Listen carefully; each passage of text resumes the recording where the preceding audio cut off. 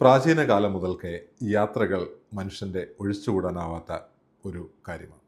യാത്രകൾ മനുഷ്യനെ നവീകരിച്ചുകൊണ്ടേയിരിക്കും. നമസ്കാരം, ഞാൻ doctor Hemant Aravind, research head Aptech.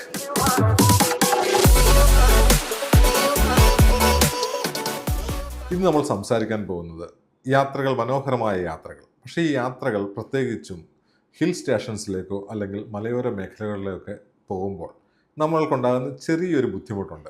എല്ലാവർക്കും പെട്ടെന്ന് മനസ്സിലേക്ക് വരുന്നത് ആ കാര്യം തന്നെയാണ്. എന്താണ്? ലീച്ചസ്, അതായത് നീരട്ട അല്ലെങ്കിൽ കുളയട്ട എന്നൊക്കെ വിളിക്കുന്ന ലീച്ചസ്.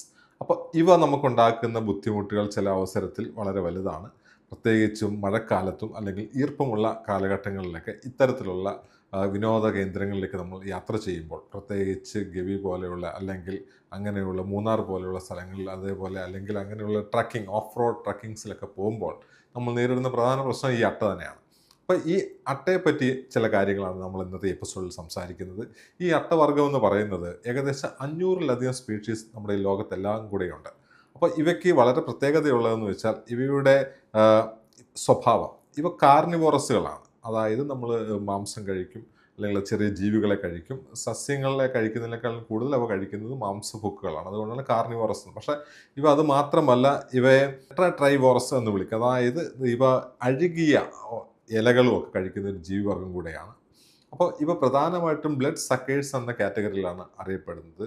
അതായത് ചോര കുടിച്ചാണ് ഇവ ജീവിക്കുന്നത്. അപ്പം ചോര കുടിച്ച് ഇവയുടെ ശരീരഭാരത്തിൻ്റെ എത്രയോ ഇരട്ടിയിലധികം ചോര കുടിക്കും. അപ്പോൾ എങ്ങനെയാണ് ഈ ചോര കുടിക്കുന്നതെന്ന് ചോദിച്ചാൽ, പലപ്പോഴും നമ്മളുടെ ശരീരം അറിയത്തേ ഇല്ല ഇവ നമ്മളുടെ ശരീരത്തിൽ പറ്റിപ്പിടിച്ച്. ഇവയ്ക്ക് 2 സക്കേഴ്സ് ഉണ്ട്. ഇവയുടെ ബോഡിയുടെ 2 എൻഡിലും 2 സക്കേഴ്സ് ഉണ്ട്. അപ്പോൾ ഈ സക്കേഴ്സ് വെച്ചിട്ടാണ് ഇവ സഞ്ചരിക്കുന്നതും ഇവ ബ്ലഡ് കുടിക്കുകയും ഒക്കെ ചെയ്യുന്നത്.